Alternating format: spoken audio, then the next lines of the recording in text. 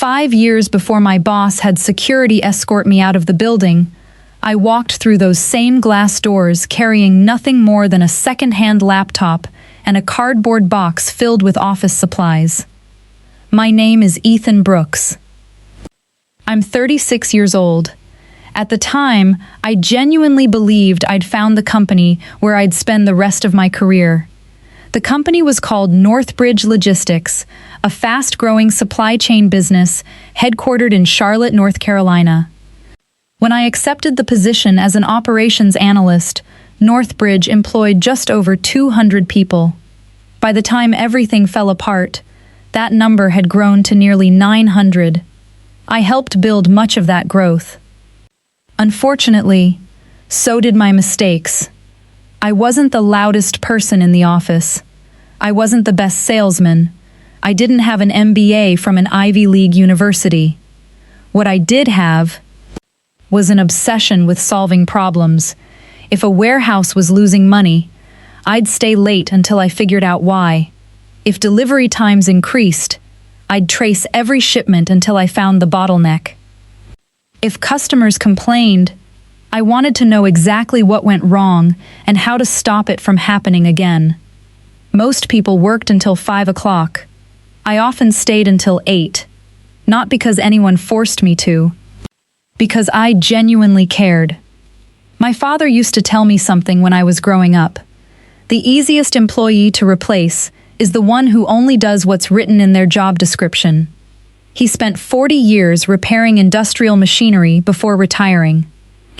He wasn't rich. He never owned a business. But every factory manager in town knew his name. Not because he was brilliant, because whenever something broke, he stayed until it was fixed. That lesson stayed with me. If I was going to do something, I wanted to do it properly. During my first year at Northbridge, I noticed something strange. Our warehouse crews worked incredibly hard. Drivers left before sunrise. Forklift operators skipped lunch during busy weeks. Customer service representatives handled impossible workloads with remarkable patience. Yet despite everyone's effort, the company kept losing money, not because people were lazy, because the systems were outdated. Most inventory was still tracked using spreadsheets that employees manually updated every evening. One typing mistake could throw off an entire warehouse. Orders disappeared. Deliveries were delayed. Customers became frustrated. Nobody questioned the process because that's how we'd always done it. I hated hearing those words. Instead of complaining, I started building solutions. Every evening after work, I'd teach myself new inventory software through free online courses. Weekends became experiments. I built automated tracking templates, created digital reporting dashboards, designed forecasting models that predicted stock shortages days before they happened. Nobody asked me to. I simply believed the company deserved better.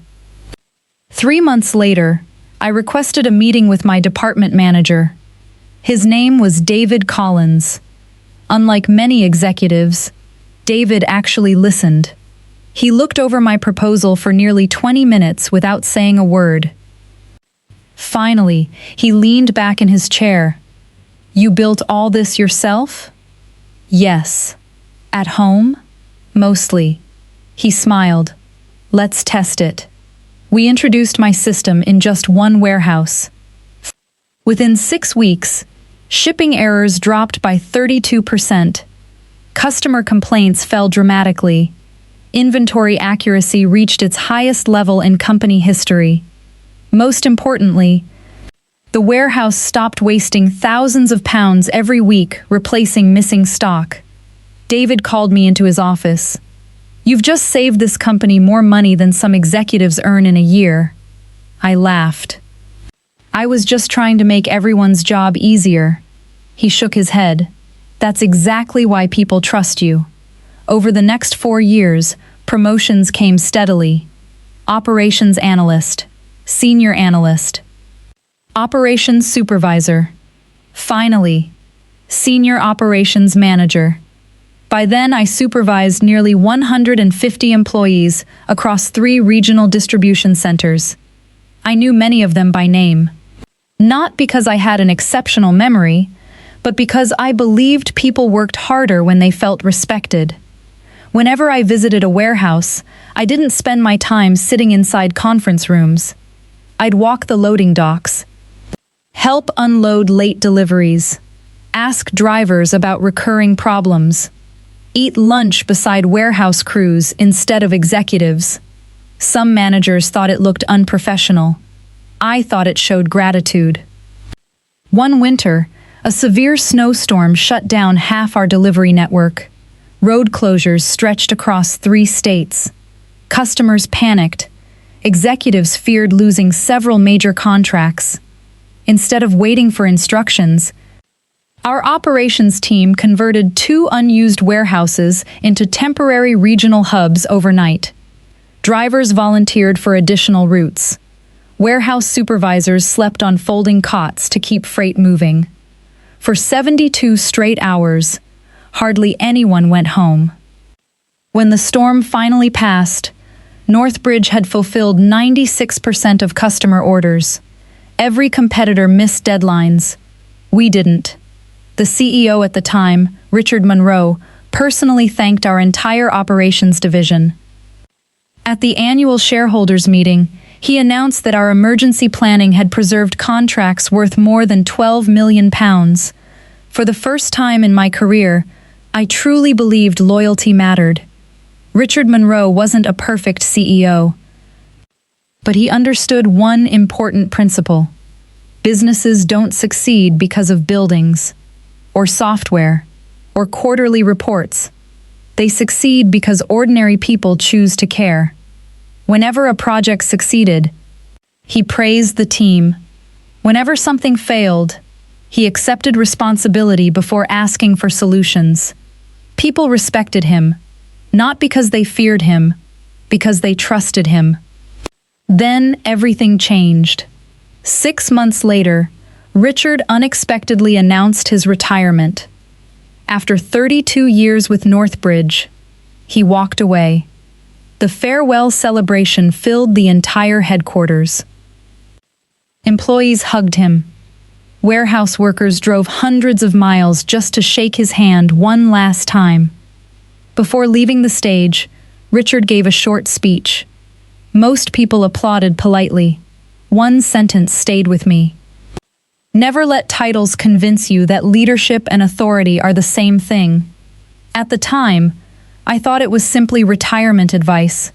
I didn't realize it was a warning, because within a few weeks, Northbridge would appoint a new CEO, a man who believed respect could be demanded instead of earned, and before long, he would turn my greatest years of loyalty into the most humiliating day of my life. Richard Monroe officially retired on a rainy Friday afternoon. By Monday morning, everything already felt different. The framed photographs celebrating 30 years of company milestones had disappeared from the executive hallway. The reception desk had been redesigned overnight. Even Richard's nameplate outside the CEO's office had been removed before sunrise. It was as though the company wanted to erase him as quickly as possible. At exactly 9 o'clock, every employee received the same email. Mandatory company-wide meeting. Attendance required. No exceptions. Nearly 300 of us gathered inside the headquarters auditorium. Warehouse supervisors, sales teams, drivers, accountants, operations managers, even employees joining remotely from other regional offices. The room buzzed with quiet conversations. Everyone wondered the same thing. Who would replace Richard Monroe? At precisely 9:15, the lights dimmed. The chairman of the board stepped onto the stage. After thanking Richard for his decades of service, he smiled confidently. It is my pleasure to introduce the next Chief Executive Officer of Northbridge Logistics. Ladies and gentlemen, please welcome Jonathan Mercer. The applause was polite, nothing more. Jonathan walked onto the stage, wearing an expensive, tailored navy suit. He looked to be in his early 40s, confident, perfectly groomed, the kind of executive whose shoes probably cost more than my monthly mortgage payment. Instead of smiling, he scanned the audience. Not warmly, critically, almost as if he were evaluating merchandise. After adjusting the microphone, he began speaking. I've spent the last 10 years transforming underperforming companies into market leaders. His voice was calm, controlled. I believe success comes from one thing. He paused dramatically. Accountability. People nodded. That sounded reasonable enough. Then he continued. And accountability begins by eliminating mediocrity. The room became noticeably quieter. Jonathan spent the next 40 minutes presenting colorful slides filled with ambitious growth targets. Double revenue. Reduce operating costs by 25%. Expand internationally. Increase shareholder returns. Every goal sounded impressive, but there was one thing missing. He never once mentioned employees. Not drivers, not warehouse staff, not customers. Only numbers, charts, margins, profits. As the presentation ended, someone asked the obvious question. What do you think Northbridge already does well? Jonathan smiled politely. Very little. The room fell silent. After the meeting, employees gathered around coffee machines discussing the new CEO. Some were optimistic. Fresh leadership wasn't necessarily a bad thing. Others weren't convinced. I tried keeping an open mind. After all, every leader deserved a fair chance. David Collins wasn't so optimistic. He knocked on my office door that afternoon. Closing it behind him, he quietly said, I've seen executives like him before. What do you mean? They arrive believing the company succeeded despite its people, instead of because of them.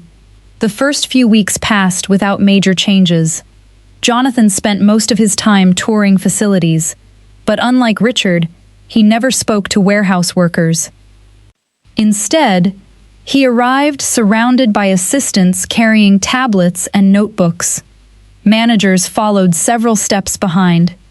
Employees were instructed not to approach unless spoken to. Visits that once felt collaborative now felt like inspections. One afternoon, Jonathan visited our largest distribution center. I accompanied him during the tour. Everything was running smoothly. Delivery targets had been exceeded. Safety scores remained among the highest in the company. Warehouse manager Lisa Reynolds proudly explained how her team had reduced loading times by 18% using scheduling software we'd developed internally. Jonathan barely looked at her. Instead, he asked, How many people work here? 212. He glanced toward the loading docks. I think 180 could probably do the same work. Lisa's smile disappeared. They're already operating efficiently. Jonathan shrugged. Efficiency is just another word for overstaffing until someone proves otherwise. The warehouse fell silent. Employees pretended not to hear. But everyone did. Within 2 months, changes came rapidly. Department budgets were frozen. Training programs disappeared. Employee appreciation bonuses were canceled. Travel restrictions increased. Overtime approvals became almost impossible to obtain, yet strangely, executive spending moved in the opposite direction. The headquarters lobby received a complete renovation. Luxury office furniture arrived for senior management. Jonathan's executive suite was remodeled. Even the company cars were upgraded. Warehouse forklifts, meanwhile, remained overdue for maintenance. Then came the restructuring. Jonathan announced that Northbridge needed fresh thinking. Experienced department heads were quietly encouraged to retire early. Several accepted generous severance packages. Others were simply dismissed. In their place, Jonathan hired former colleagues from his previous company. People none of us had ever met. Most had impressive resumes, but very little logistics experience. One had spent his career in luxury retail. Another came from the hotel industry. A third had managed social media marketing. Suddenly, they were making operational decisions affecting hundreds of drivers and warehouse workers. The first warning signs appeared almost immediately. New executives ignored procedures we'd refined over years. The inventory reports were redesigned because the old versions looked outdated. Delivery routes changed without consulting drivers. Warehouses received unrealistic performance targets created by people who had never worked inside one. Problems began appearing everywhere. Orders shipped late. Customer complaints increased. Inventory errors returned. The very issues we'd spent years solving were quietly coming back. One Monday morning, I requested a meeting with Jonathan, not to criticize him, to help. I carried detailed reports comparing current performance with the previous year's results. Customer complaints had increased by 19%. Delivery accuracy had fallen. Warehouse productivity was slipping. I believed he'd appreciate the data. He barely looked at it. He flipped through the first few pages before sliding the folder back across his desk. "You're focusing on the wrong numbers." I frowned. "These are operational performance reports. They're historical. They explain why customers are leaving." Jonathan smiled confidently. "I don't manage businesses by looking backward. I manage by creating vision." I hesitated. Vision still needs accurate information. His expression hardened slightly. "Thank you, Ethan. I'll decide what information I need." The meeting was over. As weeks turned into months, morale continued falling. Some of our best employees resigned, not because of higher salaries elsewhere, because they no longer recognized the company they'd helped build. One afternoon, Lisa Reynolds handed me her resignation letter. She'd worked at Northbridge for 16 years. "I can't keep asking my team to do impossible jobs while nobody upstairs listens." She smiled sadly. "I used to be proud wearing this company's logo." Then she quietly packed her office. Watching her leave felt like losing part of Northbridge itself. David Collins retired 3 months earlier than planned. During his farewell lunch, he pulled me aside. "Ethan, I want to give you one piece of advice." I nodded. "Keep records." "What kind of records?" "Everything. Meetings, emails, performance reports, recommendations." I laughed. "You sound like a lawyer." He didn't laugh back. "No. I sound like someone who's watched good employees become convenient scapegoats." I felt a knot form in my stomach. "What makes you think that'll happen?" David looked through the restaurant window toward headquarters across the street. "Because when ambitious leaders make bad decisions, they rarely admit mistakes. They look for someone else to blame." At the time, I thought he was simply being cynical. I had no idea. He'd just predicted exactly how my career at Northbridge would end. By the 4th month under Jonathan Mercer, Northbridge Logistics no longer felt like the company I'd joined 5 years earlier. The energy was gone. People still showed up on time. They still did their jobs. But the laughter in the break rooms had disappeared. The conversations during lunch had grown quieter. Instead of talking about new ideas, employees talked about who might leave next, or who might be fired. I tried to ignore the rumors. There was too much work to do. Customer complaints had nearly doubled compared to the previous year. Several long-term clients had privately warned us they were considering other logistics providers. Warehouses were struggling with unrealistic staffing cuts. Drivers were covering longer routes because management wanted to optimize labor costs. On paper, everything looked more efficient. In reality, people were exhausted. One Tuesday morning, I walked into our regional operations meeting carrying 3 folders. One contained performance reports, another showed customer satisfaction scores. The third outlined a recovery plan my team had spent nearly 2 weeks preparing. I genuinely believed we could fix the problems. As department heads settled into their seats, Jonathan entered without saying a word. He placed a bottle of mineral water on the table and sat down. "Let's begin." The finance director projected the quarterly numbers onto the screen. Revenue had increased slightly. Jonathan smiled. Then the next slide appeared. Customer retention had fallen. Delivery accuracy was down. Employee turnover had reached the highest level in company history. Jonathan's smile disappeared. He slowly looked around the room. "I assume someone has an explanation." Nobody spoke. Finally, I cleared my throat. "My team has prepared a proposal." I slid the folders across the table. "It addresses the operational issues we've been tracking over the last 3 months." Jonathan didn't even open it. Instead, he asked, "Whose operational issues?" I blinked. "Our divisions." "No." He leaned back in his chair. "Your divisions." The room suddenly felt much smaller. I tried to stay calm. "Operations has been raising these concerns since the restructuring." Jonathan folded his hands together. "And yet somehow, you're still presenting excuses instead of results." "They're not excuses. They're measurable performance trends." I reached for one of the reports. "These numbers show." Jonathan raised his hand. "I've seen enough." He pushed the folders back across the table without opening a single one. The meeting ended 15 minutes later. Nobody looked at me as they left. That afternoon, my phone wouldn't stop vibrating. Warehouse supervisors, regional managers, drivers. Everyone had the same question. "What happened in the meeting?"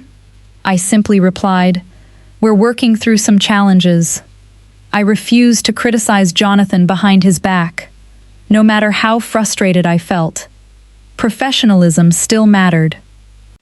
The following week, things became stranger. Projects I'd been leading for months were suddenly reassigned. Meetings were canceled without explanation. Several executives stopped copying me on important emails. Even decisions involving my own department were being made without my knowledge. Lisa, who had already resigned but was finishing her notice period, called me one evening. "Ethan, have you noticed they're freezing you out?" "I've noticed." "Be careful." "Why?" "I've seen this before." She paused. "They're building a story." "A story?" She sighed. "When management wants someone gone, they don't fire them immediately. They slowly isolate them. They remove responsibilities. They stop inviting them to meetings. They make it look like you've stopped contributing. And eventually, they convince everyone the company functions perfectly well without you." Her words echoed in my mind long after the call ended. A few days later, Jonathan announced an all-company quarterly meeting. Attendance was mandatory. Every office, every warehouse, every regional branch. Employees who couldn't attend in person would join through a live broadcast. Nearly 300 people would be watching. I assumed it would be another strategy presentation. I couldn't have been more wrong. The morning of the meeting felt unusual. People spoke in whispers. Several colleagues avoided eye contact. Others gave me sympathetic smiles I didn't understand. When I entered the auditorium, my assistant quietly handed me the printed agenda. There were 6 topics: financial performance, growth strategy, customer expansion, operational accountability, recognition awards, questions, operational accountability. Something about those words made me uneasy. At exactly 10 o'clock, Jonathan walked onto the stage. The applause was noticeably weaker than it had been during his first company meeting. He didn't seem to care. Behind him, a massive screen displayed Northbridge's logo. He spent the first 20 minutes discussing revenue growth, then international expansion, then shareholder confidence. Everything sounded optimistic, until the screen changed. Large red letters appeared.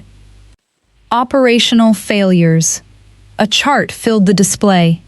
Late deliveries, customer complaints, warehouse delays, inventory errors.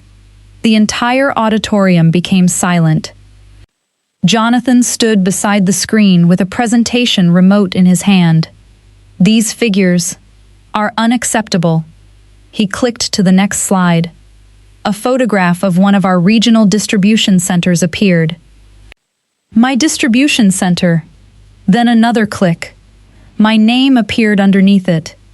Regional Operations, Ethan Brooks. I felt every eye in the room turn toward me. Jonathan slowly walked across the stage. For months, I've asked for higher standards. I've asked for accountability. I've asked managers to deliver results. He stopped. Some have. Others haven't. Without warning, he looked directly at me. Ethan, would you mind standing? For a brief second, I thought he wanted me to explain the recovery plan, so I stood. 300 employees watched in complete silence. Jonathan smiled politely. Ethan has worked here for several years. I nodded slightly. He certainly works hard. A few people smiled. Then his tone changed. But effort without results is still failure. The room became deathly quiet. I could hear the air conditioning humming above us. Jonathan picked up a printed report. This division has missed targets. He turned another page. Customer complaints have increased. Another page. Operational costs have risen. Then he looked at me again. As Senior Operations Manager, do you accept responsibility? I knew exactly what he was doing. He wanted a public confession, but I also knew the truth. The problems had started after his restructuring. I took a slow breath. I accept responsibility for my team's work. I paused. But many of these issues began after the operational changes introduced earlier this year. A ripple spread through the audience. Jonathan's smile vanished. So, you're blaming leadership? I'm explaining the data? You mean the data I already rejected? I'm explaining the facts. Jonathan stared at me for several long seconds. Then, he laughed. Not because anything was funny, because he wanted everyone else to laugh too. A few executives joined in. Most employees remained silent. He shook his head dramatically. This is exactly what's wrong with middle management. Always another excuse. Always someone else's fault. I could feel dozens of coworkers looking at me with disbelief. Not because they believed him, because they couldn't believe he was doing this in front of everyone. Jonathan walked to the edge of the stage. Ladies and gentlemen, leadership requires accountability. If someone cannot accept responsibility, they have no place leading this company. He turned toward me. His next words would change my life forever. Ethan Brooks, your employment with Northbridge Logistics ends today. A collective gasp swept through the auditorium. Someone in the back actually whispered, "No." For a moment, I honestly thought I'd misheard him. There had been no warning, no disciplinary meeting, no performance improvement plan, no private conversation, just 300 witnesses. Jonathan looked toward the side entrance. Security. 2 uniformed guards stepped into the auditorium. Neither of them looked comfortable.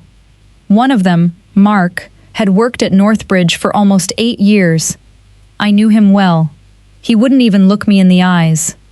Jonathan pointed toward me. Please escort Mr. Brooks from the building. Nobody moved. The silence was almost unbearable. Then Mark quietly walked over. "I'm sorry, Ethan." I nodded. I know. I picked up my notebook, straightened my jacket, and without saying another word, I walked toward the exit. As I reached the auditorium doors, I glanced back one final time.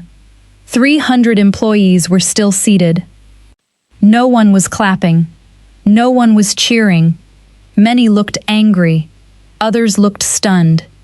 Jonathan adjusted his tie and continued his presentation, as if nothing extraordinary had just happened. He thought he'd embarrassed me in front of the entire company. What he didn't realize was that nearly everyone in that room had just witnessed something far more damaging. Not my downfall, his. Because in trying to destroy my reputation, he had unknowingly united an entire workforce against himself, and within 48 hours, my phone would begin ringing with calls that would expose secrets capable of bringing Northbridge Logistics to its knees. The first 24 hours after I was fired were the longest of my life. I didn't sleep. I barely ate.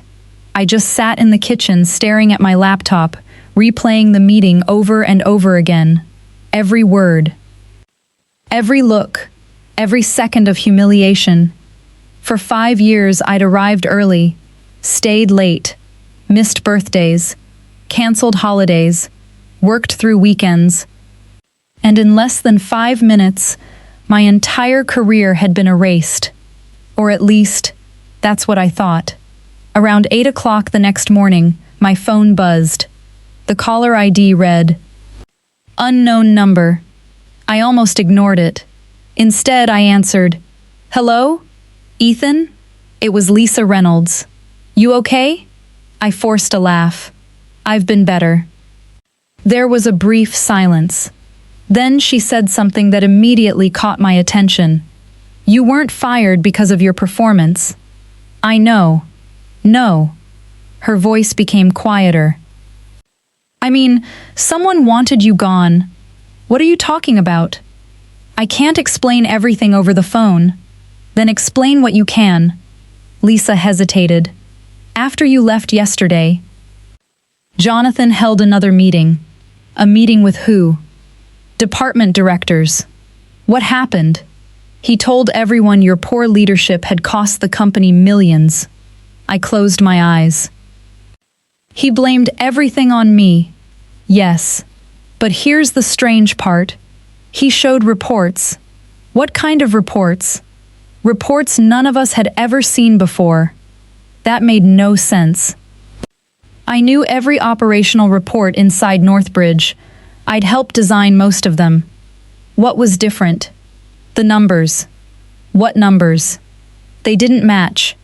I sat upright. "What do you mean they didn't match?" Lisa lowered her voice even further. "I compared Jonathan's presentation to the reports we'd reviewed last month. They're different." "Different how?" "Customer complaints, delivery failures, warehouse losses. Everything was bigger, much bigger. For the first time since being fired, my humiliation took a back seat. Something else had taken its place. Curiosity. 2 hours later, another phone call arrived. This time it was Mark, one of the security officers who'd escorted me out. "Ethan, I just wanted to apologize. You were only doing your job." "I know. But something wasn't right." "What do you mean?" "I've worked security for 8 years. I've escorted people out before. Usually human resources is involved. There's paperwork. Someone clears their desk. This time, there wasn't any. No paperwork? Nothing. They called us 5 minutes before the meeting and told us to wait outside. You didn't even know I was being fired?" "No. We thought someone from outside had entered the building." I frowned. So Jonathan planned everything. Looks that way. Before hanging up, Mark added one final sentence. I've never seen 300 employees leave a meeting that angry. By lunchtime, my phone had received 11 missed calls. Most came from warehouse managers, some from drivers, others from people I'd worked beside for years. Almost everyone wanted to say the same thing. "This wasn't your fault." One message stood out. It came from Angela Morris in finance. She rarely contacted me directly. Her text simply read, "Don't delete your company emails, nothing else." I immediately called her. She answered after the second ring. "Angela? What do you mean? I can't talk long. Someone's watching calls." My stomach tightened. Watching?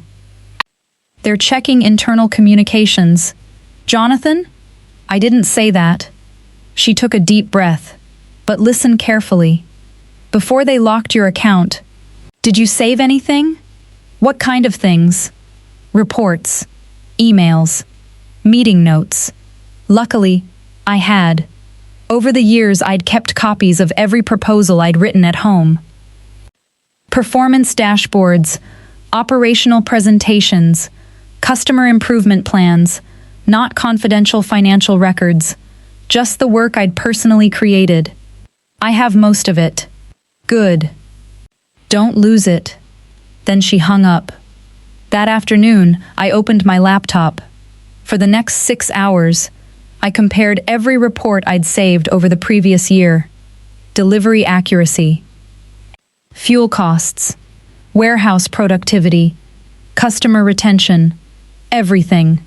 One by one, I built comparison charts.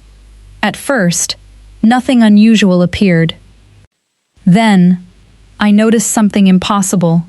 The quarterly report Jonathan had presented during the meeting used figures that didn't exist in any previous version. Not one. For example, our Western Distribution Center had recorded a delivery accuracy rate of 96.8%. Jonathan's presentation claimed it was 88.9%. Customer complaints had increased by 12%. His slide claimed 34%. Warehouse overtime costs almost doubled. Inventory losses tripled. I checked the formulas, the calculations, the source files, again. The official reports I'd saved months earlier simply didn't match what Jonathan had shown the entire company. Someone had changed the numbers. At first, I assumed it had to be a mistake. Perhaps finance had updated something. Maybe I'd downloaded an older version. So I stopped speculating. Instead, I started calling people. The first was Kevin Wallace, Regional Warehouse Supervisor. And "Ethan, I've been trying to reach you. I need to ask you something. Anything. Yesterday's presentation. Were those your numbers?" Kevin laughed. "I was wondering when someone would ask. They weren't ours." "What do you mean?" "My warehouse exceeded every operational target. I've got signed reports to prove it." "So why did Jonathan show failures?" "I wish I knew." The second call went to another regional manager. Same answer. Then another. Same answer again. By sunset, I'd spoken with 7 different department heads. Every single one told me the same thing. Their reports had been altered. Not slightly, dramatically, enough to make high-performing departments appear incompetent, enough to justify restructuring, enough to justify dismissals, enough to justify firing me. The following morning, I met Lisa at a small cafe nearly 20 miles from headquarters. She arrived wearing sunglasses despite the cloudy weather. "You picked an interesting place." She smiled nervously. "I didn't want anyone recognizing us." She slid a brown envelope across the table. "What's this?" "I shouldn't have these." Inside were printed copies of financial summaries from the previous quarter. I looked at the figures, then looked again. "These don't match the reports Jonathan presented." "I know." Where did you get them? She leaned closer. Someone in finance printed them before they disappeared. Disappeared? The files. The originals are gone from the company server. I stared at her. Deleted? No. Replaced. A cold feeling settled over me. Someone hadn't simply made a mistake. Someone had rewritten Northbridge's performance history. Lisa pointed toward one line in the report. Look at operating profit. I compared it with Jonathan's presentation from memory. The numbers were completely different. His version shows profits increasing. She nodded. These show they're falling. Why would anyone do that? So investors stay happy. Then she said something that made my blood run cold. Ethan, I don't think you were fired because operations failed. Then why? She looked around the cafe before answering. I think you were fired because you knew the real numbers.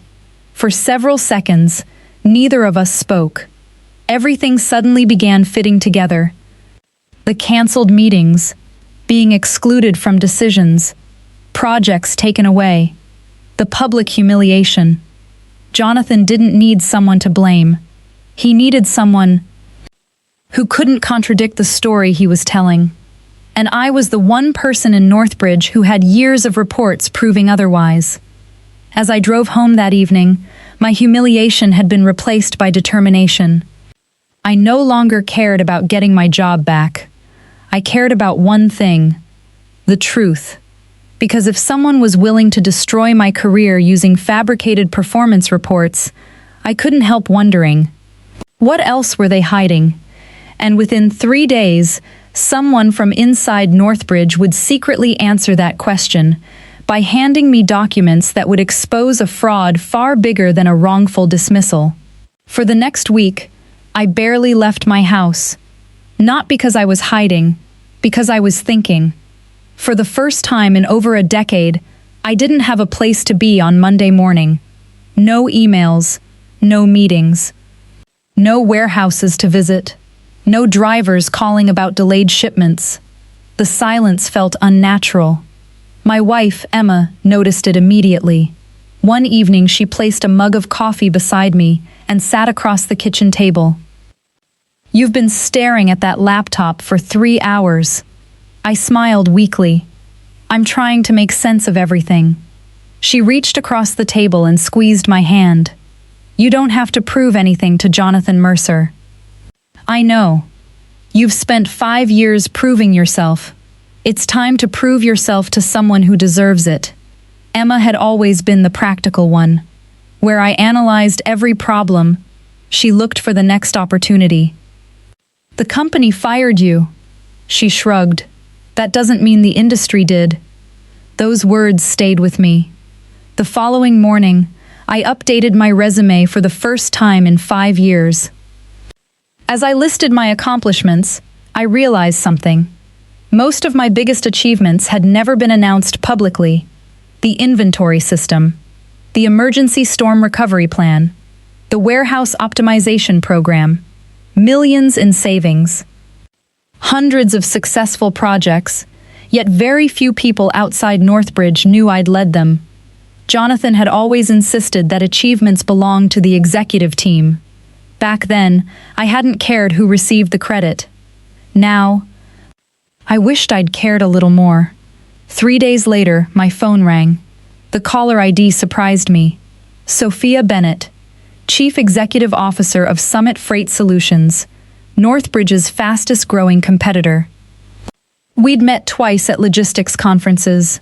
She'd always seemed sharp, direct, the kind of leader who listened more than she spoke. Ethan? Yes. I heard what happened. News traveled quickly in our industry. I appreciate the call. I don't. Her voice was calm. I appreciate talent being wasted. I couldn't help smiling. So, would you be interested in lunch? We met the next afternoon at a small restaurant overlooking the river. There were no recruiters, no lawyers, no lengthy interviews. Just two professionals having an honest conversation. Sophia didn't ask why I'd been fired. She'd already formed her own opinion. Instead, she asked, "If you could rebuild one logistics company from the ground up, what would you change first?" For the next hour, I talked about warehouse culture, about listening to drivers, about investing in technology before problems appeared, about respecting frontline employees instead of blaming them. She barely interrupted me. When I finally finished, she smiled. "I was hoping you'd say exactly that." Before dessert arrived, Sophia slid a folder across the table. Inside was an employment contract, Vice President of Operations. I stared at it. "This has to be a mistake." She laughed. "No, I don't need another operations manager. I need someone who knows how to build systems." The salary was almost 20% higher than what I'd earned at Northbridge. The benefits were better. The role carried significantly more authority. Still, I hesitated. "You haven't even checked my references." Sophia leaned back in her chair. "I already did." "You did?" She nodded. "I spoke with 6 people." "Who?" She smiled. "I won't tell you. But none of them currently work for Northbridge." I signed the contract the following morning. For the first time since being fired, I felt hopeful. My first day at Summit Freight couldn't have been more different from my first day at Northbridge years earlier. Sophia personally introduced me to every department, not just executives, warehouse crews, dispatch teams, maintenance staff, receptionists, drivers preparing early deliveries. At every stop, she did something Jonathan Mercer never bothered doing. She asked questions. What slows you down? What tools do you need? What frustrates you most? Then she wrote down every answer, not for appearances, because she genuinely intended to fix them. By the end of my first week, I already understood why Summit was growing. Its technology wasn't better than Northbridge's. Its warehouses weren't larger. Its trucks weren't newer. Its advantage was much simpler. People weren't afraid to tell the truth. When something went wrong, employees spoke openly. Managers listened. Problems were solved before they became disasters. It reminded me of Northbridge under Richard Monroe. Before everything changed, during my second month, I proposed redesigning Summit's regional distribution network.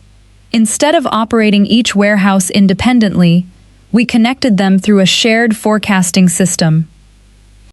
Inventory shortages became visible across the entire network.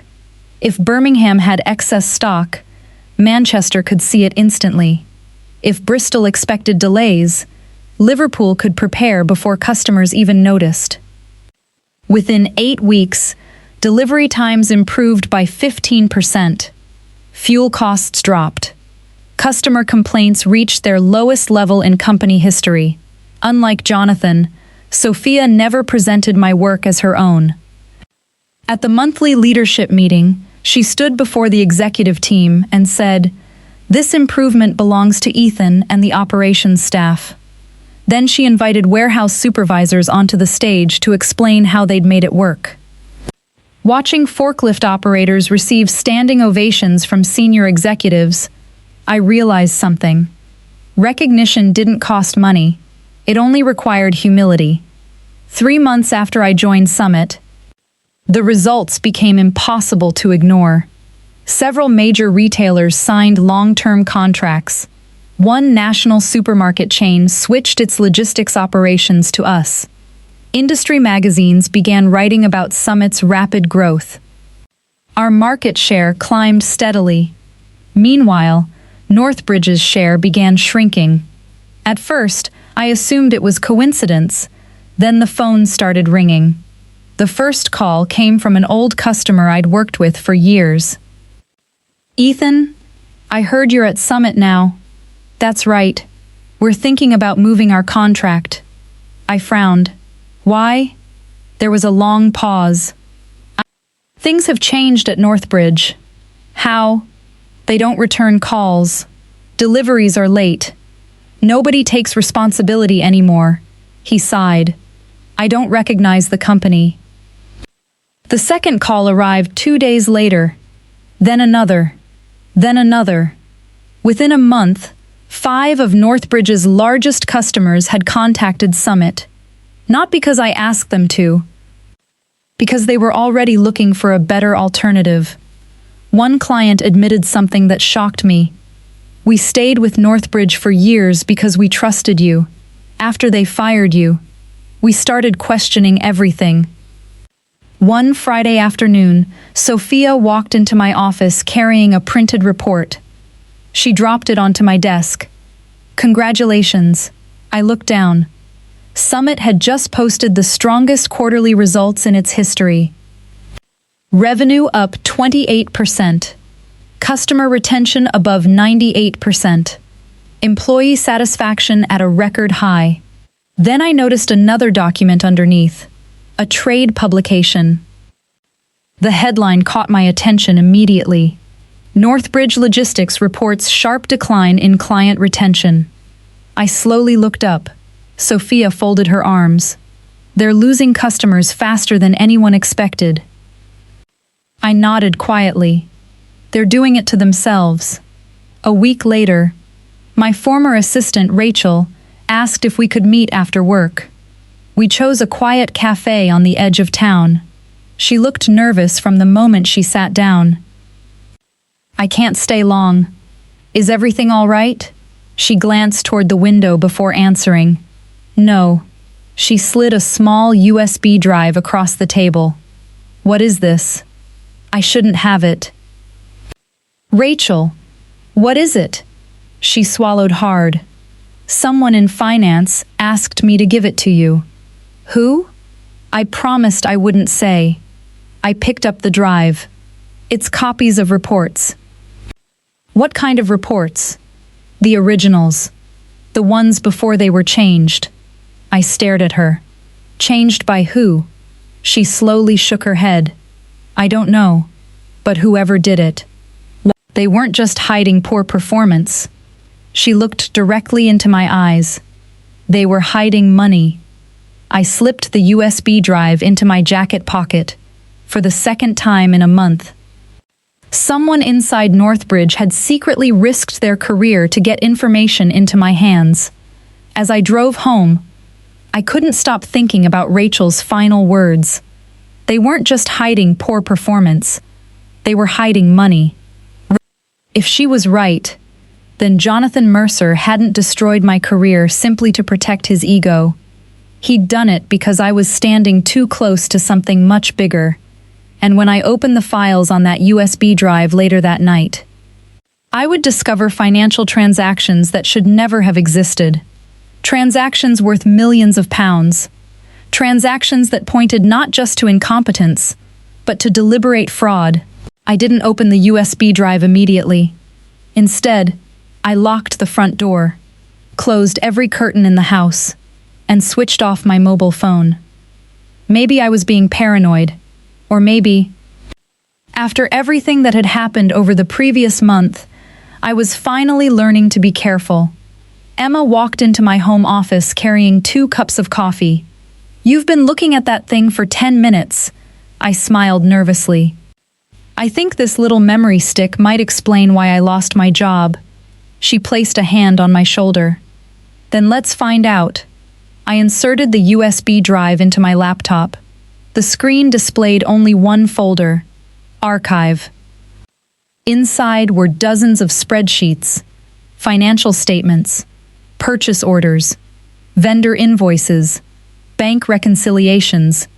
At first glance, everything appeared perfectly ordinary. Then I noticed something strange. Every document existed twice.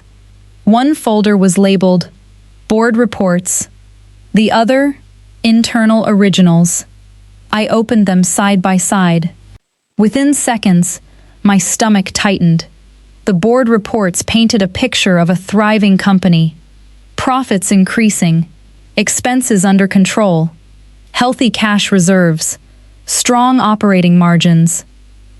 Exactly the story Jonathan Mercer had been telling shareholders. The internal originals told a completely different story. Revenue had stalled. Operating costs had exploded. Cash reserves were shrinking rapidly. Several major contracts were losing money. Northbridge wasn't growing. It was bleeding cash. Emma leaned closer. Those can't both be real. They aren't. I pointed at the screen. One version was written for the board. And the other? The finance department. She frowned. So someone changed the reports? I nodded slowly. Not someone. Someone with authority. I spent the next 4 hours comparing line after line. Every alteration favored management. Losses became profits. Delays became improvements. Cancelled contracts disappeared entirely. Nothing had been changed by accident. It was systematic, calculated, professional. Whoever had done this knew exactly which figures investors cared about. Then, I found the first payment.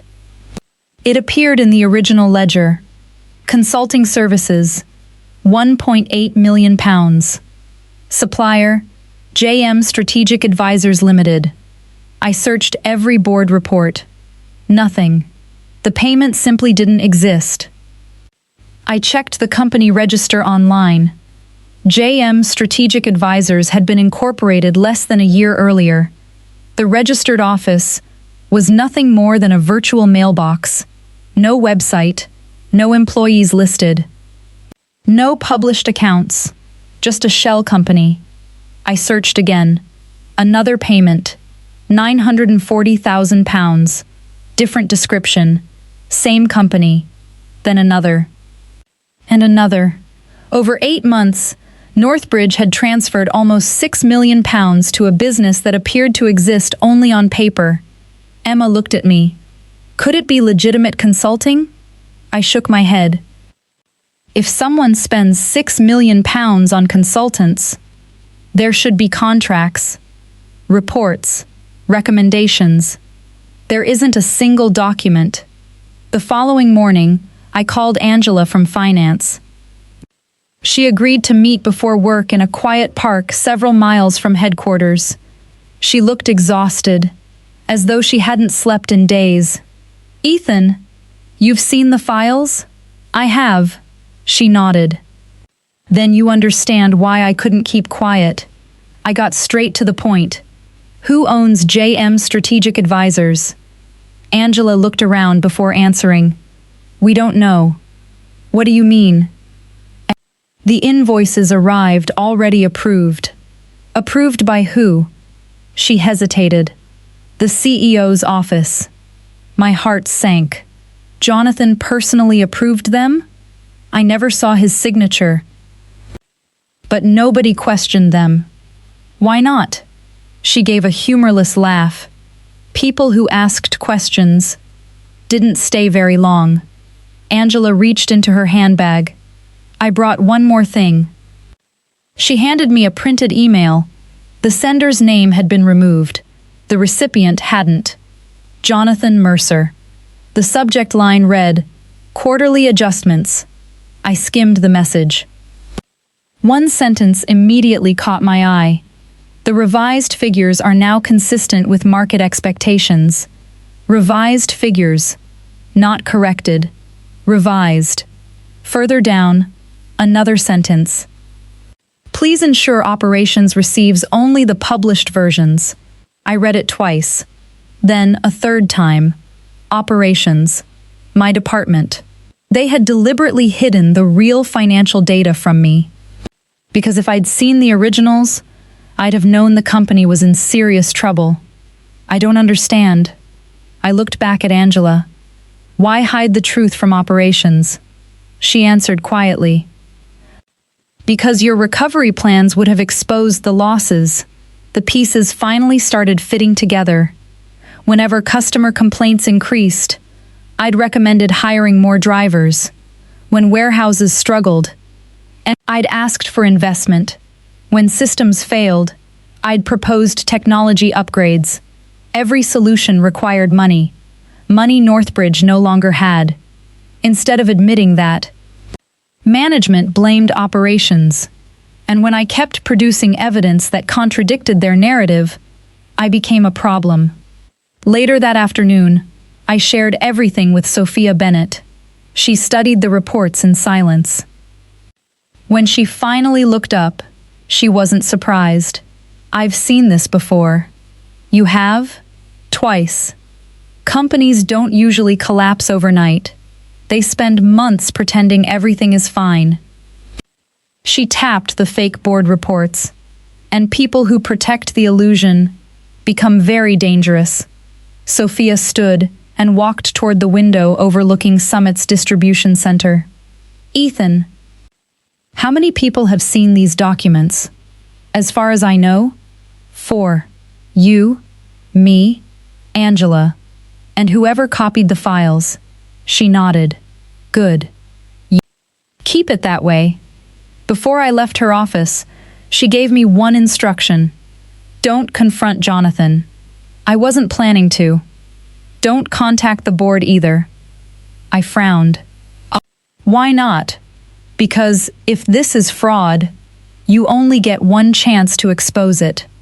For the next week, I quietly analyzed every financial record on the USB drive. By Friday evening, one pattern became impossible to ignore. The money wasn't disappearing randomly. Nearly every suspicious payment, no matter which supplier received it, eventually passed through the same investment firm, a company called Ashcroft Capital Partners. I searched the name. The firm specialized in corporate restructuring. It had recently purchased shares in several struggling logistics companies, including Northbridge Logistics. That alone wasn't unusual. What was unusual was the name of one of its non-executive directors. I stared at the screen, hardly believing what I was reading. Jonathan Mercer's younger brother, Daniel Mercer. My pulse quickened. The CEO's family wasn't just running the company. They had a financial interest in its decline. And for the first time, I began to wonder if Northbridge was never meant to recover at all. Maybe someone wanted it to fail. Because sometimes, you can make far more money buying a broken company than running a successful one. The more I studied Northbridge's financial records, the clearer the picture became. Jonathan Mercer wasn't running a successful company. He was managing a carefully controlled illusion. Every quarterly presentation, every investor update, every press release, they all told the same story. Growth, expansion, confidence. Behind closed doors, the reality was completely different. I wanted to believe there was another explanation. Maybe the reports were incomplete. Maybe there was context I was missing. Maybe the suspicious payments had a legitimate purpose. But every new document I examined made those possibilities harder to believe. Then, one Monday morning, the illusion finally began to crack. I was walking into Summit's headquarters when Sophia called me into her office. She was standing in front of the television. A financial news channel was broadcasting live from outside Northbridge's headquarters. The headline at the bottom of the screen read, "Northbridge shares fall 14% after profit warning." I stopped in the doorway. What happened? Sophia handed me a remote. Listen, the reporter continued. Northbridge Logistics has revised its earnings forecast following weaker than expected customer retention and declining operating performance. Investors reacted immediately, wiping almost £90 million from the company's market value during early trading. I stared at the screen. Jonathan had spent months claiming everything was improving. Now, he was admitting the opposite. Sophia folded her arms. Looks like they couldn't hide it anymore. But why now? Because reality always catches up. She pointed at another headline. 3 institutional investors demand emergency board meeting. I felt something shift inside me. This wasn't just another disappointing quarter. The people funding Northbridge were beginning to ask questions. Over the next 2 weeks, the bad news came almost daily. A national retailer announced it was ending its logistics contract 6 months early. Another major client reduced its shipping volume by nearly half. Trade publications that once praised Northbridge's rapid growth now questioned its leadership. Industry analysts began comparing the company with competitors. The contrast wasn't flattering. Summit Freight continued gaining market share. Northbridge continued losing it. Then, my phone rang. The caller was Kevin Wallace, the warehouse supervisor I'd worked with for years. "Ethan, I think it's over." "What is?" "The place." I could hear machinery in the background. "What happened?" "They've frozen spending." "Again?" "No. This time everything. No overtime. No equipment orders. No temporary staff. They even canceled repairs." "Repairs?" "Our oldest forklifts are breaking down almost every day." "What did management say?" Kevin laughed bitterly. "They told us to rotate the broken ones." I rubbed my forehead. "That doesn't solve the problem." "I know. Tell that to headquarters." 3 days later, another call. This time from Rachel. "They've started layoffs." "How many?" "No one knows. They're calling people into conference rooms one by one." "Operations?" "Every department." She paused. "But mostly the people who worked under Richard Monroe." That wasn't restructuring. That was erasing history. Inside Summit, business couldn't have been more different. We were hiring. Opening another regional warehouse. Investing in new fleet technology. Employees from other logistics companies started applying every week. Many came from Northbridge. Some had spent 15 or 20 years there. Every interview sounded eerily familiar. No one listens anymore. Experienced managers are ignored. Everything is about appearances. They blame employees for executive decisions. I recognized every sentence because I'd lived it. One afternoon, Sophia handed me a stack of resumes. "These all came in today." I looked through them. Warehouse supervisors, fleet coordinators, customer service managers. Nearly all from Northbridge. I counted. 14 applications. In a single day. Sophia sighed. Good companies lose employees. Struggling companies lose talent. A month later, Northbridge released another quarterly statement. This one was worse. Revenue had fallen for the second consecutive quarter. Operating costs continued rising. Several expansion projects were canceled. Their share price dropped another 11%. Financial journalists began asking uncomfortable questions. One article caught my attention. "Why are Northbridge executives selling their shares?" I read every word. According to public filings, 3 senior executives had quietly sold large portions of their personal holdings weeks before the latest announcement. One name appeared at the top of the list: Jonathan Mercer. That evening, I called Angela. "Did you know about the share sales?" "Yes." "You did?" "They happened months ago." "Before the profit warning?" "Yes." I sat silently. Executives had sold their own shares before investors learned how serious the company's problems really were.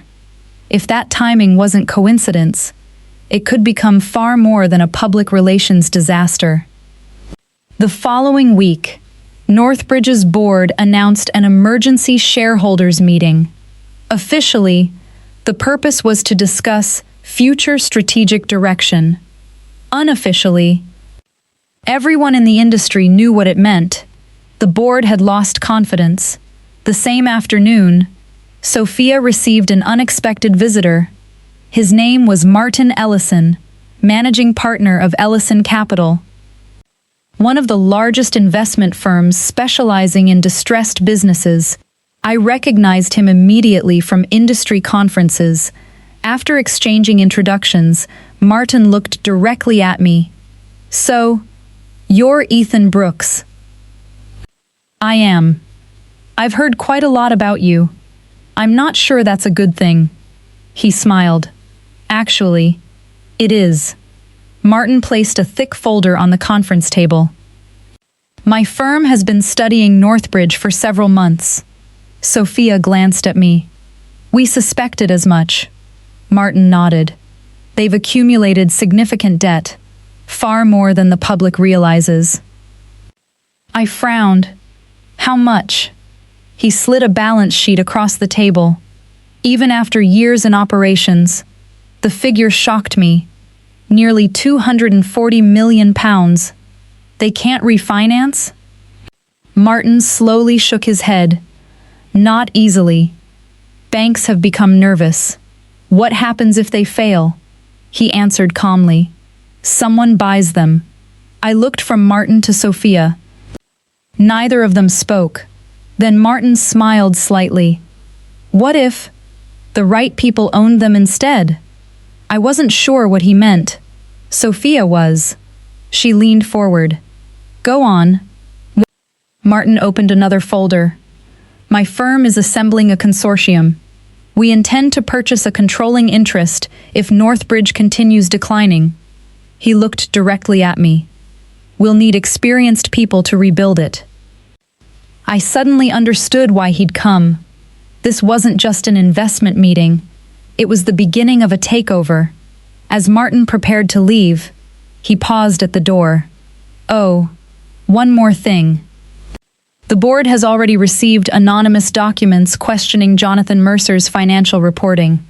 My heart skipped. "The board knows?" "They know enough to become very interested." He smiled politely. "They're starting their own investigation." After he left, Sophia looked out across Summit's busy distribution center. "Funny, isn't it?" "What?" "Jonathan fired the one person who might have saved his company." I looked through the same window. Lorries were leaving on schedule. Warehouse teams moved confidently across the loading bays. People laughed as they worked. It reminded me of the Northbridge I'd once loved. Then I thought about the people still trapped there. Kevin, Rachel, Angela. Hundreds of employees paying the price for decisions they never made. For the first time, this wasn't about my career anymore. It wasn't even about revenge. It was about giving those people their company back. What I didn't know was that the board's investigation was about to uncover evidence far more explosive than manipulated reports. Because buried inside Northbridge's accounting system was a series of transactions that would place Jonathan Mercer at the center of a criminal investigation. And once the authorities became involved, there would be no way back. 3 days after Martin Ellison visited Summit Freight, my phone rang again. This time, the caller ID displayed a name I never expected to see. Richard Monroe, Northbridge's former CEO. For a moment, I simply stared at the screen. We hadn't spoken since his retirement party. I answered. "Richard?" "Ethan." His familiar, calm voice hadn't changed. "I hear you've been keeping busy." I smiled. "I've been trying. I'd like to see you." "When?" "Today." An hour later, I pulled into the driveway of Richard's countryside home. Retirement seemed to suit him. The man who had once managed nearly 1,000 employees now spent his mornings tending a small vineyard behind his house. He greeted me with the same warm smile I'd known for years. "I'm sorry about what happened." "So am I." He motioned toward the patio. "Come. We've got a lot to discuss." For nearly an hour, we talked about everything except Northbridge. Family, life, retirement. Only after the coffee cups were empty did Richard finally bring it up. I watched the recording. I looked at him. The shareholders' meeting? No. The meeting where Jonathan fired you. I frowned. It wasn't supposed to be public. It became public. Someone leaked it.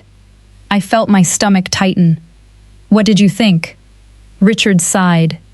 I've spent 32 years building that company's culture. He looked out across the vineyard. It took one afternoon to destroy it. He disappeared inside the house for a moment. When he returned, he was carrying an old leather folder. He placed it on the table between us. What's this? My personal notes. From what? The last 6 months before I retired. Inside were handwritten observations, meeting summaries, board discussions, executive evaluations. One page immediately caught my attention. Jonathan Mercer, final assessment. Richard had written only one sentence beneath it. Exceptionally intelligent, but values winning over integrity. I slowly looked up. You knew? I suspected. Why appoint him then? I didn't. Richard explained that the board had selected Jonathan after pressure from several institutional investors. He had argued against the appointment, but by then, his influence was fading. I told the chairman one thing before I left. What? Watch the cash flow. I frowned. What did you mean? Richard tapped the folder. Revenue can be manipulated. Profit can be manipulated. But cash, he smiled sadly. Cash tells the truth. That sentence stayed with me long after I left his house. Cash tells the truth. The following Monday, Martin Ellison returned to Summit. This time, he wasn't alone. 3 investment partners accompanied him. Stacks of financial documents covered the conference table. Martin got straight to the point. Northbridge's lenders are becoming nervous. Sophia leaned forward. How nervous? They've begun selling portions of the company's debt. I looked confused. They can do that? Martin nodded. Happens all the time. Banks don't always wait for companies to recover. They sell loans to investors. What happens then? The investor becomes the creditor. Martin spread several documents across the table. My firm has already acquired nearly 30% of Northbridge's outstanding debt. Sophia raised an eyebrow. That's a significant position. It is. But not enough. I listened quietly. Corporate finance had never been my specialty. Martin noticed. Ethan, think of it this way. If someone owes the bank money, and I buy that loan, they now owe me instead. I nodded slowly. I understand. Martin smiled. Now imagine buying enough of those loans. What happens? You gain influence. Sometimes, a great deal of influence. The room fell silent. Then Martin looked directly at me. I'd like Summit to join the investment group. Sophia folded her arms. Why us? Because rebuilding Northbridge won't require only money. He looked at me again. It'll require leadership. Sophia glanced across the table. You already have someone in mind. Martin smiled. I do. I realized they were both looking at me. I appreciate the confidence. I shook my head. But I don't want revenge. Martin replied immediately. Good. Neither do we. We want a profitable business. And right now, the fastest way to create one is to save Northbridge from itself. Over the following month, meetings became more frequent. Lawyers, investment analysts, bank representatives. Everything happened behind closed doors. Strict confidentiality agreements were signed. No one outside the consortium knew what was happening, not even Jonathan Mercer. Meanwhile, Northbridge's situation continued deteriorating. Another warehouse closed. Nearly 100 employees were laid off. 2 regional managers resigned. Industry rumors suggested suppliers were demanding faster payment because they no longer trusted the company's finances. One supplier even suspended deliveries entirely. Warehouses began running short of essential packaging materials. Delays spread across the network. Customers became increasingly frustrated. One evening, Kevin called again. His voice sounded defeated. "They've stopped replacing broken equipment." "I know. It gets worse." "How?" "They've started selling assets." "What kind of assets?" "Our spare trailers, unused warehouse machinery, even land behind the Birmingham depot." I closed my eyes. Jonathan wasn't cutting costs anymore. He was selling pieces of the company. Then came the announcement everyone had feared. Northbridge's board scheduled an extraordinary shareholders meeting. Officially, the purpose was to discuss refinancing options. Unofficially, everyone understood what it really meant. The company was running out of time. 2 days before the meeting, Martin invited Sophia and me to his office. He handed each of us a confidential briefing pack. I opened mine. The first page contained a single sentence. Consortium now controls 51.4% of Northbridge's outstanding debt. I looked up in surprise. "You've crossed 50%. Martin nodded. "This morning," Sophia smiled slightly. "So the banks are with us." "They are." Martin closed the folder in front of him. "The board doesn't know the full picture yet." "What picture?" He leaned back. "Over the last 6 weeks, we haven't just been buying debt." He paused. "We've also been quietly purchasing shares." My pulse quickened. "How many?" Martin smiled. "Enough." He slid one final document across the table. It listed every investor participating in the consortium: Ellison Capital, Summit Freight Solutions, several pension funds, private investment firms. At the very bottom, a newly created holding company, Phoenix Holdings Limited. I frowned. I've never heard of them. Martin smiled again. "You haven't? Because we created it." "What does Phoenix Holdings own?" He looked directly at me. "As of this morning, it is Northbridge Logistics' largest single shareholder." For several seconds, the room was completely silent. Everything Jonathan Mercer believed he controlled was quietly slipping out of his hands. He was still walking into the headquarters every morning, still giving orders, still believing he answered to no one. He had absolutely no idea that the people who now owned the future of his company were already sitting around this very table. And in less than 1 week, he would walk into an emergency board meeting expecting to ask for help. Instead, he would discover that control of Northbridge had already changed hands. The morning of the extraordinary shareholders meeting, Jonathan Mercer arrived at Northbridge headquarters wearing his usual confident smile. Financial news crews had already gathered outside. Camera operators lined the pavement. Reporters stood in front of satellite vans rehearsing live broadcasts. Everyone knew the meeting was important. No one knew just how important. Inside the executive suite, Jonathan adjusted his tie while reviewing his presentation. The first slide read, "Recovery Strategy 2027, Cost Reductions, Operational Restructuring, Asset Optimization, New Investment Opportunities."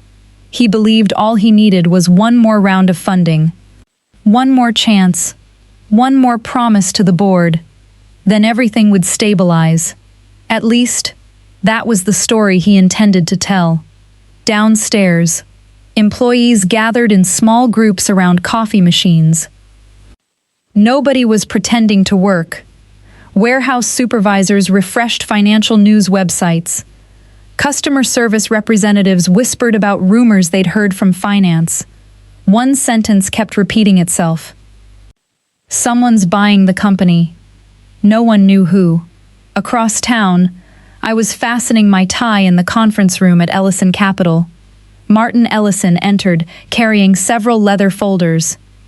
He handed one to me. Inside was a single document. Board appointment resolution. My name appeared halfway down the page. Ethan Brooks, proposed independent executive director. I looked up. This is real? Martin smiled. It became real this morning. Sophia walked in moments later. You ready? I laughed nervously. I'm not sure anyone can be ready for this. She straightened my tie. Good. The best leaders never think they're completely ready. At precisely 10 o'clock, our convoy of black cars pulled into Northbridge's underground car park. As the lift doors opened onto the executive floor, something felt strangely familiar. The same marble flooring, the same reception desk, the same glass walls. Only one thing had changed. This time, I wasn't carrying a cardboard box. I wasn't being escorted out. I was walking back in through the front entrance. The receptionist recognized me immediately, for a brief second. Her eyes widened. Then she smiled, a genuine smile. Welcome back, Mr. Brooks. Those 4 words meant more to me than she could possibly know. Outside the boardroom, Jonathan was already greeting directors. He hadn't noticed us yet. Martin quietly whispered, "Let me do the talking." I nodded. The heavy wooden doors opened. The boardroom was exactly as I remembered. Long oak table, floor-to-ceiling windows overlooking the city, portraits of Northbridge's founders hanging on the walls. 12 board members slowly took their seats. Jonathan stood confidently near the projector.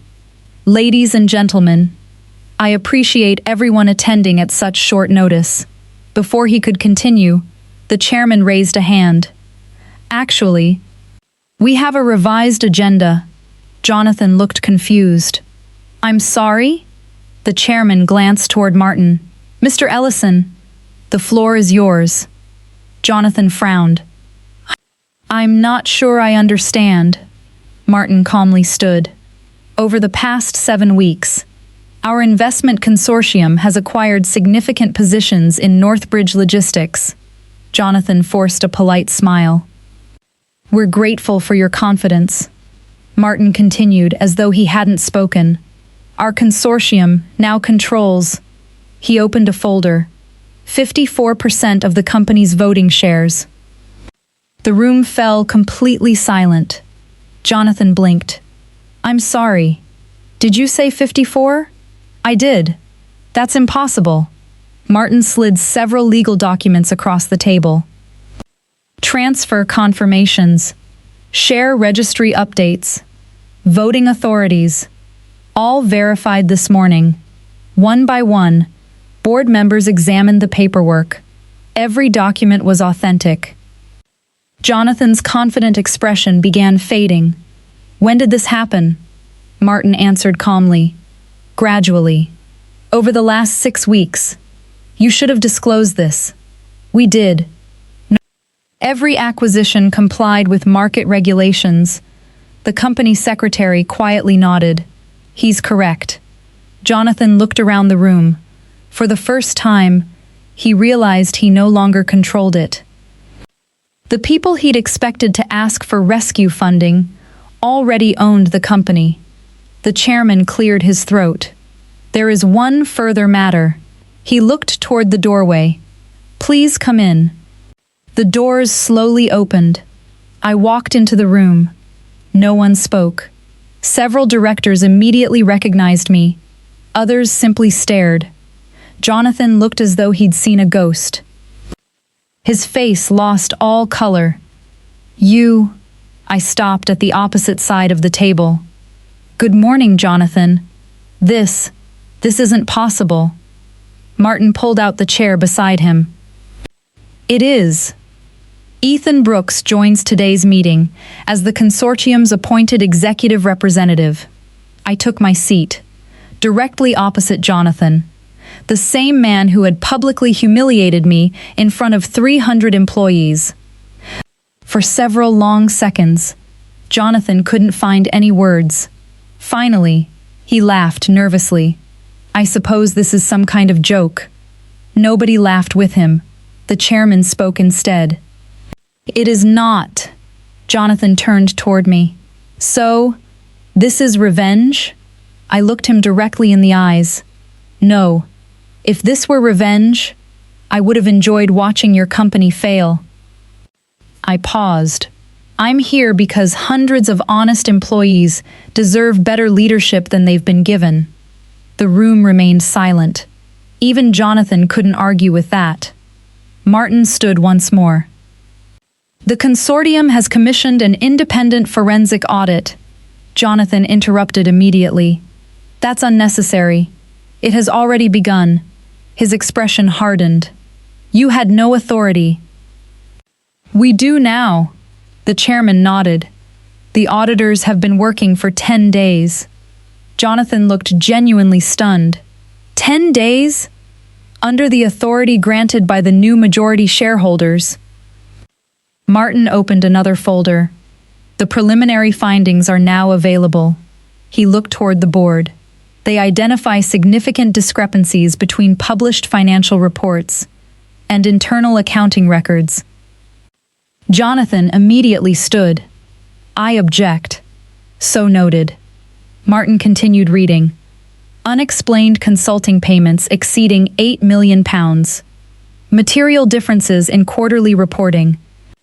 Potential breaches of directors' fiduciary responsibilities. Every sentence seemed heavier than the last. Board members quietly exchanged worried glances. Jonathan tried interrupting again. These are only preliminary findings. Martin nodded. They are. And the full audit will determine whether the discrepancies resulted from negligence. He paused deliberately. Or deliberate misconduct. The chairman slowly removed his glasses. Then he looked directly at Jonathan. For the protection of the company, the board is placing you on immediate administrative leave pending completion of the investigation. Jonathan slammed both hands onto the table. You can't do this, the chairman answered calmly. We already have. Jonathan turned toward me one last time. You planned this. I shook my head. No. You planned it. You just never imagined that actions have consequences. Security quietly entered the boardroom.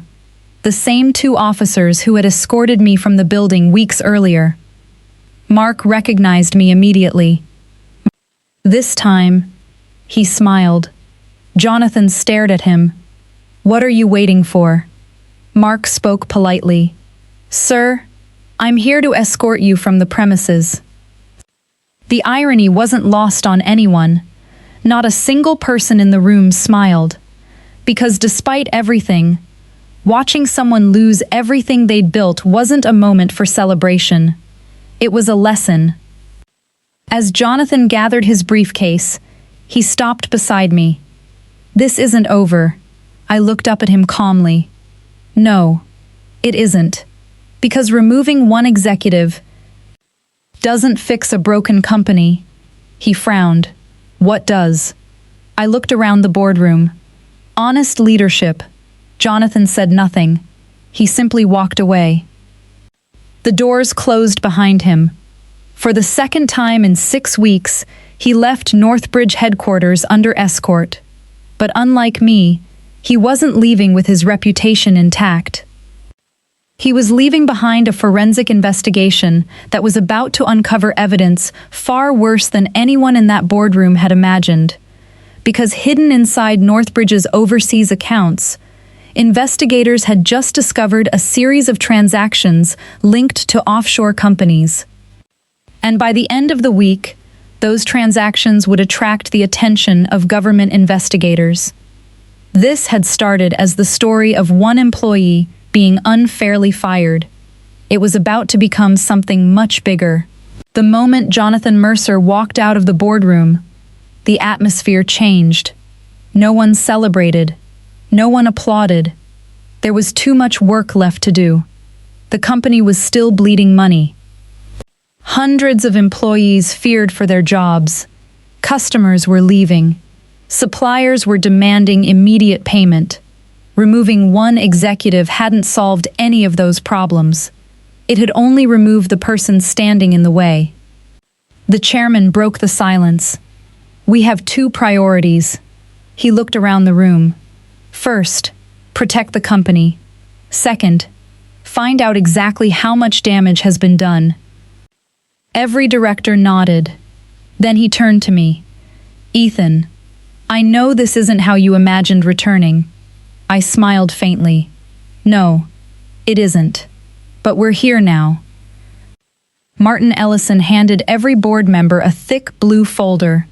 The cover read, "Independent Forensic Audit, Preliminary Findings." The audit team had worked around the clock for nearly 2 weeks. More than 20 accountants, fraud specialists, corporate lawyers, IT investigators, thousands of emails, millions of financial records. Every major decision Jonathan Mercer had made during the previous 18 months had been examined. The findings were devastating. The lead investigator stood at the front of the room. "My name is Helen Foster. I'm the senior forensic accountant leading this investigation." She switched on the projector. The first slide appeared. Executive summary. A single sentence filled the screen. Evidence indicates a deliberate pattern of financial misrepresentation. Nobody spoke. Helen changed to the next slide. Over the previous 18 months, Northbridge had issued 8 quarterly financial reports. The auditors compared each published report with the original accounting records. Every single one had been altered. Revenue inflated. Expenses reduced. Losses delayed. Assets overstated. Nothing had been random. Every adjustment made the company appear healthier than it actually was. One director leaned forward. "How significant are these differences?" Helen answered without hesitation. The published accounts overstated company performance by approximately £46 million. The room fell silent.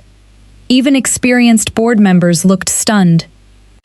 Another slide appeared. Unauthorized payments. A long list of consulting companies filled the screen. JM Strategic Advisors, Horizon Business Consulting, Silver Oak Advisory Group, Westbrook Corporate Services. The names looked impressive, professional, established. In reality, they were little more than shell companies. Helen highlighted one chart. Collectively, these businesses received just over £18.7 million. A director frowned. What services did they provide? Helen clicked another slide. We found no evidence that they provided any. The room erupted with quiet conversations. One director rubbed his forehead, another removed his glasses. The chairman simply stared at the screen. Then came the biggest surprise. Helen displayed a corporate ownership chart. Several shell companies connected through different countries, different directors, different addresses, different bank accounts. At first glance, they appeared unrelated. Then the final page appeared. Every company ultimately traced back to one private investment trust. The trust had 2 beneficiaries, Jonathan Mercer and his younger brother, Daniel Mercer. The chairman slowly closed his eyes. So, they weren't consultants. Helen shook her head. No, they were vehicles used to transfer company funds. Martin leaned toward me. You were right. I looked at him. I wish I hadn't been. The legal advisor spoke next. Based on these findings, we have a legal obligation to notify the Serious Fraud Office and financial regulators. No one objected. There was nothing left to debate. The evidence spoke for itself. Meanwhile, Jonathan Mercer sat alone in a rented office across town. His company phone had already been disabled. His email access revoked. His security pass canceled. For the first time in years, he wasn't in control. His solicitor sat opposite him. They've contacted regulators. Jonathan looked up sharply. They're moving that quickly? They don't have much choice. What about the board? They've suspended every executive authority you had. Jonathan clenched his fists. They're trying to destroy me. His solicitor answered quietly. No. The evidence is. Back at Northbridge, the board held another meeting later that afternoon. This one focused on the future, not the past.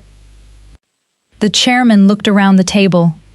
We need interim leadership. One director immediately spoke. I nominate Ethan Brooks. Another nodded. So do I. Within seconds, every hand in the room had been raised. I looked genuinely surprised. I appreciate the confidence, but this company isn't rebuilt by one person. It takes everyone. The chairman smiled.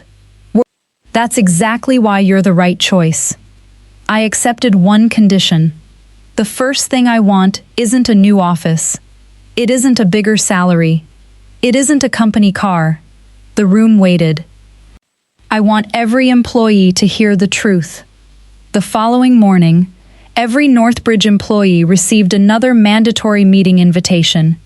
Many feared more layoffs. Others assumed another restructuring announcement was coming. Nearly 900 employees joined in person and online. The auditorium looked exactly as it had 6 weeks earlier. The same stage, the same chairs, the same enormous screen. Only this time, I wasn't sitting in the audience. I walked onto the stage. The room became completely silent. Many employees looked emotional. Warehouse workers who'd known me for years smiled. Others simply watched, waiting to hear what would happen next. I stood behind the microphone for several seconds before speaking. 6 weeks ago, I stood in this room as an employee. I left under circumstances that many of you witnessed. A few people lowered their heads. I've spent a long time thinking about what I would say if I ever stood here again. I looked across the audience. I realized something. This company doesn't belong to executives. It doesn't belong to shareholders. It belongs to every person who arrives before sunrise, loads a lorry, answers a customer call, or stays late because someone else needs help. Applause slowly began, then grew louder. I raised my hand. It also deserves the truth. The room became quiet again. I didn't mention Jonathan by name. I didn't insult anyone. I simply explained that an independent investigation had identified serious financial misconduct, that regulators had been informed, that the board was cooperating fully, and that rebuilding trust would take time. Then I made one promise. No employee will ever again be publicly humiliated in this company while I have the privilege of leading it. This time, the applause was immediate. Several people stood, then more. Within seconds, the entire auditorium was on its feet, not because I'd won, because they finally believed someone was listening again. Over the following weeks, the changes began. Managers who had been unfairly dismissed were invited back. Training programs restarted. Equipment budgets were restored. Warehouse repairs approved. Every executive office renovation planned under Jonathan's leadership was canceled. The money went somewhere else. Employee safety, technology, customer service, exactly where it should have gone. One afternoon, Mark, the security officer, knocked on my office door. I wanted to return something. He placed an access card on my desk. I recognized it immediately. It was my old employee ID, the one I'd surrendered the day I was fired. I found it in storage. He smiled.